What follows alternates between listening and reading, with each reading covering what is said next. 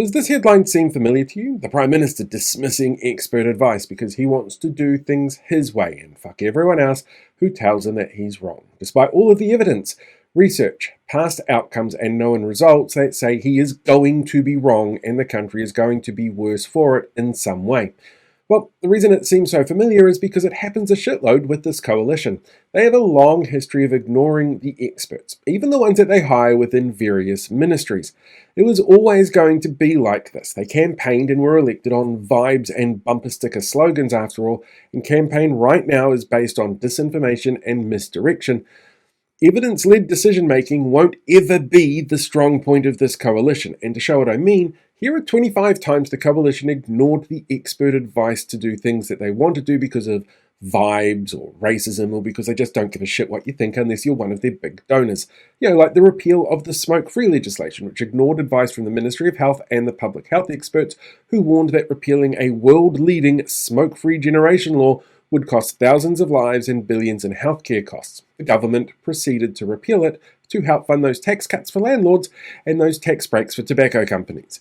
There was the removal of puberty blockers, which dismissed advice from medical professionals and WPATH, the World Professional Association for Transgender Health, by restricting access to puberty blockers for transgender youth, and then dragged the chain so much on it because we have a Christian fundamentalist for a Christian who probably just wanted you to pray the gay away or something.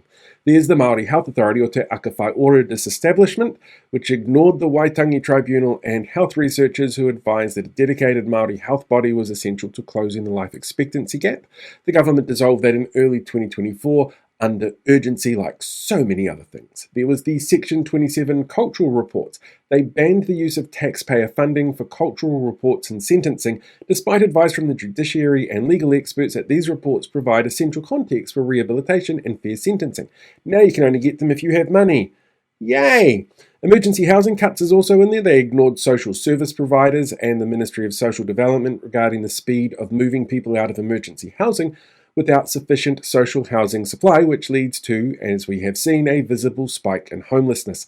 There's the gang patch ban, which ignored warnings from police and legal academics that banning patches is difficult to enforce and might escalate tensions between gangs and the police. But now, gangs outnumber the police, so I'm sure that's fine. That's why the government implemented the ban anyway. It also, by the way, breached the Human Rights Act. There was the three strikes law reintroduction, which bypassed advice from the Ministry of Justice that showed three strikes policies do not effectively deter crime and lead to disproportionately harsh sentences. There was the reintroduction of military boot camps for kids, which ignored years of international and local evidence, including the government's own chief science advisor, showing that boot camps have high recidivism rates. The pilot programs that were launched in mid-2024 had an 80% recidivism rate, and one of those people passed away. Police funding versus the numbers, that ignored the Police Association advice that the goal of 500 new police officers was being undermined by high attrition and insufficient funding for core operations.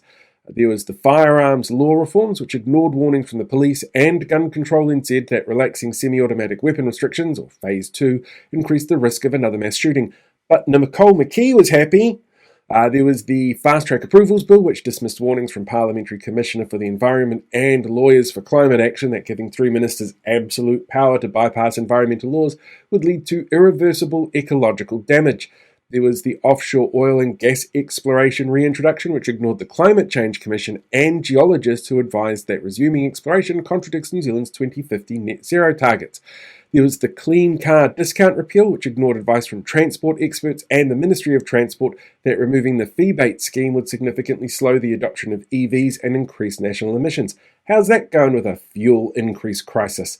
There's the regional fuel tax repeal, which ignored Auckland Council and Auckland Transport warnings that removing the tax would leave a multi-billion-dollar hole in transport infrastructure funding.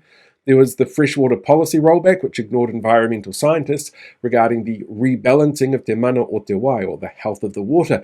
The government moved to prioritise commercial use of water over community and public use of water. There's the inter-islander ferry cancellation, which ignored advice from Kiwi Rail and shipping experts that cancelling the new mega ferries would lead to a long-term supply chain fragility and higher costs. And after all that money, we still don't have any ferries. There was that reorganisation of local government. It ignored its own Infrastructure Commission advice on the necessity of certain amalgamations and funding tools, opting instead for a top-down ultimatum for councils instead. There was the Treaty Principles Bill, which ignored the Waitangi Tribunal and constitutional lawyers who warned that attempting to redefine treaty principles via legislation would breach the Treaty of Waitangi and cause civil unrest. But hey, David Seymour didn't care. He told one of his candidates it would be an all-out civil war. There was the Māori wards referendum, which ignored LGNZ and a range of mayors around the country who argued that forcing referendums on Māori wards, but no other types of wards, was discriminatory and undermined local decision-making. There was the rollback of the use of Te Reo Māori in government, which ignored linguistic experts and Te Taura Whiri, or the Māori Language Commission, by directing departments to prioritise English names, which experts say undermined decades of revitalisation efforts. There was disregard for He Puapua, which ignored the UN Indigenous rights experts by halting all work related to the UN Declaration of Rights of Indigenous Peoples. But that's right, Winston Peters used that as a lynch to get his angry mob worked up. There was the return of 90-day trials for all businesses, which ignored advice from MBIE, which found no evidence that a universal 90-day trial increases overall employment or productivity. There was the interest deductibility for landlords, which ignored housing advocates and Treasury warnings that this would likely push up house prices for first home buyers while offering no guarantee of lower rents. There was the school phone ban, which ignored some educational psychologists and principals who suggested that a rigid national ban was less effective than allowing schools to manage digital literacy locally. And there was the reintroduction of charter schools, which ignored teachers' unions and education researchers who cited evidence that previous charter school pilots did not show superior outcomes compared to the state system and ended up costing way more of our money. These are just some of the times they've ignored the experts, but experts don't just say things to upset conservatives with woke ideals like not hurting people or not being racist.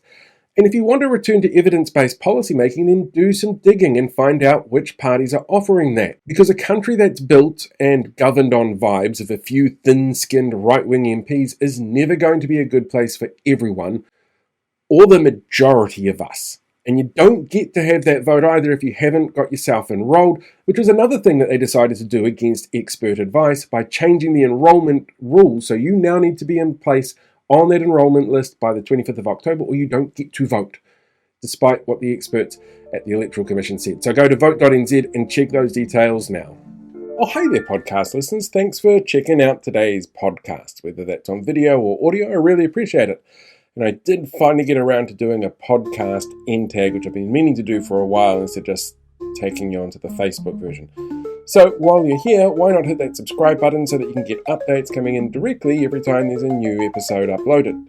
Just seems like a really simple way to keep up to date with all of the crazy that's going on. So yeah, give that a shot and I'll talk to you soon.